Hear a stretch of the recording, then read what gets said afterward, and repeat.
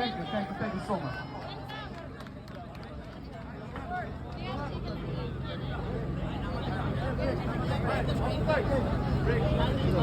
On the break.